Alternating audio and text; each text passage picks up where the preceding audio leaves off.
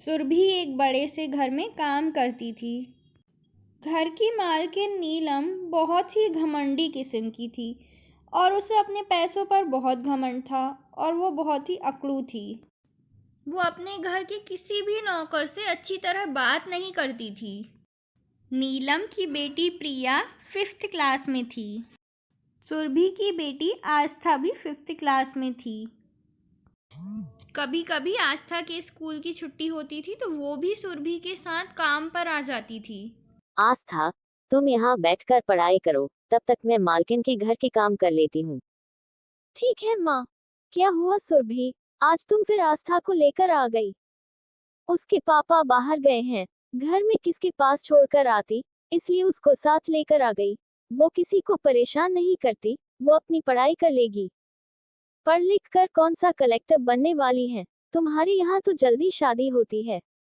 नहीं आंटी, मैं इंजीनियर बनूंगी। मैंने पापा से कहा है कि मुझे बहुत पढ़ाई करनी है। बेटा, तुम्हारी माँ गरीब है, वह तुम्हें इंजीनियर नहीं बना पाएगी। ये सब सपने देखना छोड़ दो। वैसे भी तुम इंग्लिश मीडियम से नहीं पढ़ती, मामूली सा स्कूल है, वह भी हिंदी मीडियम, तो ऐसे तो तुम कभी इंजीनियर नहीं बन सकती। सुरभि, बच्चों को वही सपना दिखाओ जो तुम पूरा कर सकती हो। बेकार में इतना बड़ा सपना मत दिखाओ जिसे तुम पूरा नहीं कर सकती। आस्था बहुत उदास हो गई और जब वो घर जा रही थी तब उसने अपनी माँ से पूछा, मम्मी, गरीब क्या होता है? और क्या गरीब लोग इंजीनियर नहीं बन सकते? क्या मैं फालतू में ही इंजीनियर बनने की सोचती हूँ? इतना मत सोच बेटा, अगर तेरी किस्मत में इंजीनियर बनना लिखा होगा तो तू जरूर बनेगी। मगर एक बात हमेशा याद रखना, किसी के कहने से अपने लक्ष्य से कभी मत भटकना। अच्छा चल, अब मैं तुझे मिठाई की दुकान से कुछ लेकर देती हूँ। ठीक है मम्मी, पर एक नहीं 2 मिठाई लेकर देना। सुरभि आस्था को इस तरह समझाती है कि उसके दिल में कहीं कोई बात ना रह जाए और वो अपने लक्ष्य को हासिल कर सके।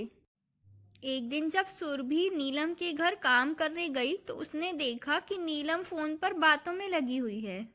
वहीं उसकी बेटी प्रिया भी फोन पर अपने दोस्तों के साथ बातों में ही मगन है।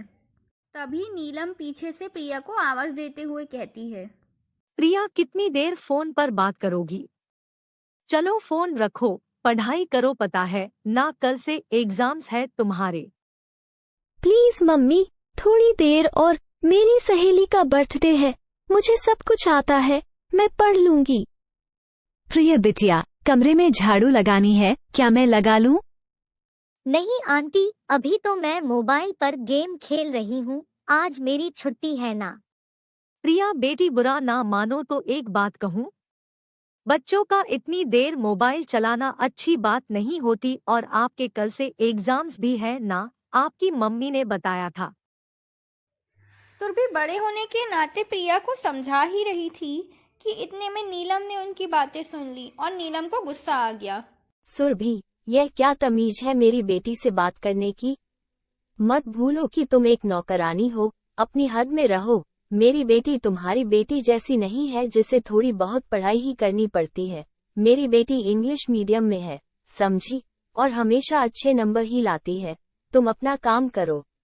माफ करना नीलम दीदी, मैंने तो सिर्फ इसलिए कहा था क्योंकि प्रिया बिटिया की कल से एग्जाम्स है।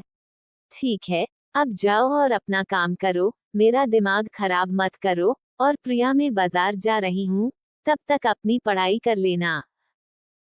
नीलम की एक बहुत ही बुरी आदत थी कि वो अपनी बेटी पर ध्यान नहीं देती थी, जिससे अब उसकी पढ़ाई पर भी असर होने लगा था। फिर एक दिन, माँ, मैंने कहा तो कि मुझे नहीं पता था कि मेरा गणित का एग्जाम है। मैंने अपना एग्जाम का टाइम टेबल नहीं देखा था। अब क्या होगा, कैसे होगा? 2 दिन में तुम अपनी पढ़ाई पूरी कैसे कर लोगी? ट्यूशन में भी तुम्हारा मन नहीं लगता, तुम्हारे पापा भी नहीं है यहाँ, और अब पेपर कैसे दोगी? मैं भी तुम्हें नहीं पढ़ा पाती हूँ। आंटी, अगर आप कहो तो मैं प्रिया की हेल्प कर सकती हूँ। मेरे एग्जाम पूरे हो चुके हैं, मैं उसे गणित पढ़ा दूंगी। तुम कैसे पढ़ा दोगी आस्था? तुम तो हिंदी मीडियम स्कूल से हो और तुम्हारे स्कूल में उसके जैसे बड़े स्कूलों की तरह पढ़ाई नहीं होती। आंटी, गणित की फॉर्मूले तो हर जगह एक जैसे ही होते हैं। हमारे स्कूल में भी प्रिया के स्कूल की तरह ही किताबें हैं, अगर आप कहीं तो मैं उसे पूरा गणित समझा सकती हूँ।